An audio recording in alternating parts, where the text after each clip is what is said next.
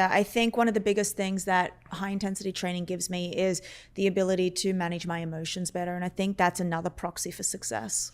Well, I like it. I also like it because it takes my mind, like many successful people, my mind does ruminate on topics a lot. And so there's not that many things that take my mind off the topics. But if you do a high intensity workout, you don't have the ability to think about your work stuff. So you get an hour where you can kind of take your brain off of all the other topics. And I think that is refreshing and useful. And so when you get out of the exercise, your brain is ready to fire.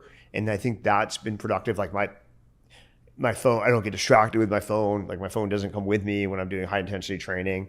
If I do a regular workout, I do sometimes, like many people in the regular gym, do take out my phone. Yep. But you get me at a super high intensity workout, there's no time, there's no possibility of checking my phone.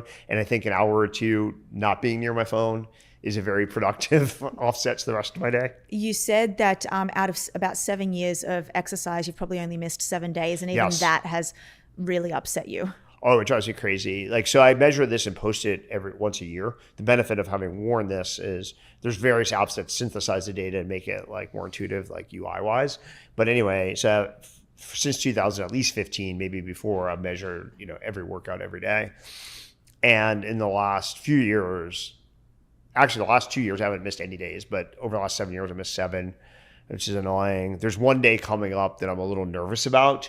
I know my schedule like in advance for the next 6 months. And I'm like, there's one day it's going to be really challenging to get my normal workout in. So I have to be creative. What is that day? Oh, well, I have some commitments in a weird location. And okay. It depends on what kind of gym I can find around there and whether there's a run I can do. I'll try to find it, but I'm nervous. But so yeah, I never miss. Those 7 days include things like, one day I traveled across an international time zone and I couldn't figure out what to do about that. Another day actually wouldn't have happened, but I had incredible flight issues and I had left more than enough time to fit in real workouts. But between the confluence of 2 or 3 things going wrong, I wound up basically sitting in an airplane all day and there was just no way around. The wedding was going to start by the time I got to the hotel. I barely had enough time to shower and put on a tux. So that was very frustrating. It's things like that. And then there was one day I missed due to this back injury.